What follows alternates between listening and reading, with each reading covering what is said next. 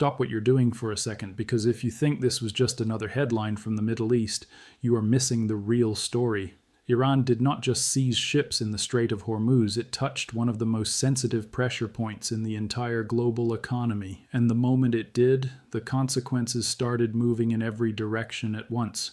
Oil, shipping, diplomacy, military risk, and the one thing nobody in a war like this can afford to lose: control. That is why you need to stay with me through this whole video, because this is not just a story about two ships. This is a story about what happens when a country tries to prove it still has leverage and may suddenly discover that leverage cuts both ways. Now here is what actually happened. According to Reuters, on April 22nd, Iran seized two container ships, the MSC Francesca, which was Panama flagged, and the Epaminondas, which was Liberia flagged, as they tried to leave the Gulf through the Strait of Hormuz. Reuters also reported that Iranian forces fired on 3 ships in total, including a third vessel called Euphoria, and accused the detained ships of permit violations and tampering with navigation systems. AP reported the same basic development. Iran fired on 3 ships and seized 2 of them, sharply escalating tensions in one of the world's most critical waterways. And that matters for one simple reason. The Strait of Hormuz is not just another shipping lane, it is the shipping lane. Reuters notes that about 20% of the world's traded oil and gas moves through that narrow passage. When something goes wrong there, the impact does not stay in the Gulf. It jumps almost instantly into energy markets, freight costs, political calculations, and military planning from Washington to Beijing. So the second Iran moved against commercial shipping, this stopped being a regional incident. It became a global signal. And here is the part that makes this so dangerous. Iran did not do this in a vacuum. These seizures came in the middle of a wider crisis. A fragile ceasefire, a U.S. naval blockade targeting Iranian shipping, unresolved diplomacy, and growing uncertainty over whether peace talks could even stay alive. Reuters reported that the ship seizures came after President Trump extended the ceasefire, while Iran remained angry over U.S. pressure at sea. Separately, Reuters and AP both reported that the fate of U.S.-Iran talks had already become uncertain after the U.S. seizure of an Iranian-flagged cargo ship near the Strait days earlier. So this was not some random burst of aggression. It was Iran sending a message, a very clear one. If Washington thinks it can choke Iranian shipping and still control the terms of diplomacy, Tehran is signaling that it can raise the cost right back. That is the logic. But here's the problem. When you choose the Strait of Hormuz as your leverage point, you are not just pressuring your enemy. You are pressuring everyone. Your rivals, your neighbors, your trading partners, the oil market, the shipping industry, Asian importers, European buyers, insurance firms, and every government that now has to ask whether this crisis is slipping into a much wider economic emergency. That is why the blowback was immediate. Not because Iran officially came out and said, we regret this, but because the consequences of the move were immediate, visible, and potentially much bigger than the tactical gain. Reuters reported that Brent crude rose above $100 a barrel as tensions intensified. Shipping traffic through Hormuz had already been reduced sharply, and the latest attacks made clear that even when officials talk about the strait being open, that does not mean it feels safe. Crew safety became a diplomatic issue. Insurance risk goes up. Shipping schedules start breaking. Markets price in fear. And this is exactly why this move may prove far more costly than it first looked. Because when a country escalates in a place like Hormuz, success is not measured only by whether ships were seized. It is measured by whether the pressure created helps your position or makes your situation harder to manage. Now let's talk about why Iran did it. From Tehran's point of view, the message is not hard to read. The United States had already seized an Iranian-flagged cargo ship near the Strait of Hormuz on April 19th. According to AP, the first such interception since the blockade of Iranian ports began. Reuters then reported that Iran saw the wider blockade and related U.S. actions as major obstacles to diplomacy. Tehran's answer was to show that it still has the power to disrupt the world's most important maritime choke point. That is classic coercive signaling. You squeeze us, we squeeze back. You disrupt our ships, we disrupt global shipping. You try to dictate the timing of diplomacy. We remind you that the military map still exists. And for a moment, that kind of move can look powerful. It can look like initiative. It can look like retaliation. It can look like proof that Iran still has leverage despite everything it has taken in this war. But then reality kicks in. Because leverage is only useful if it produces the outcome you want. And right now, it is not obvious that this move does that.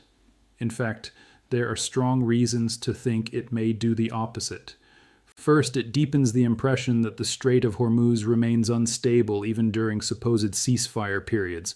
Reuters reported that shipping companies had already been seeking clarifications and assurances before crossing. Some vessels had made unsuccessful attempts to exit the Gulf. Others reported gunfire. So instead of strengthening confidence in any diplomatic track, the seizures reinforce the sense that the region is still one incident away from a wider rupture. Second, it gives Washington and its partners a stronger argument that Iran is still willing to use commercial shipping as a pressure tool. Even if Tehran sees the action as a response to U.S. pressure, the global optics are brutal. 2 container ships seized, gunfire in Hormuz, maritime traffic threatened.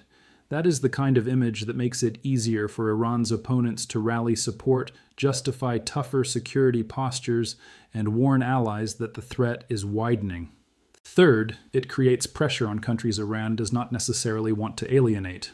That part is critical, because not every ship in this story was American, not every interest at stake belongs to Washington, and not every country watching this wants to choose sides in a confrontation over shipping. Reuters reported that Montenegro and Greece confirmed crew safety and that negotiations with Iran were underway. That means European governments now have citizens and shipping exposure wrapped into this crisis too. Meanwhile, Asian economies remain deeply exposed to Hormuz traffic. The more dangerous that corridor looks, the more Iran risks frightening not just adversaries but partners and fence-sitters, and that brings us to the word regret. Again, no reliable source says Iran has publicly regretted the seizures. But if by regret we mean immediate strategic blowback, then yes, the evidence points strongly in that direction, because almost instantly the move created new costs. Higher oil prices, greater diplomatic strain, more uncertainty around talks, more nervous shipping behavior, and more pressure on every country trying to prevent this conflict from widening. That is not a clean win. That is the kind of move that can trap the actor who makes it. Now here is where the story gets even bigger. The real danger is not only what happened on April 22nd, it is what this tells us about the stage this war has reached. This conflict is no longer just about missiles landing on military targets or air defense systems trying to intercept them. It is now about lifelines, shipping lanes, energy routes, commercial insurance, maritime confidence, global price stability. Once those things become part of the battlefield, the entire character of the war changes. Because now every tactical move carries strategic economic shockwaves, and in that kind of environment, even a move that looks tough can backfire fast. Why? Because a state under pressure can still escalate. But escalation is not the same thing as control. That is the lesson here. Iran can absolutely make Hormuz more dangerous. It has now proven that again. But making Hormuz more dangerous does not mean Iran controls the outcome.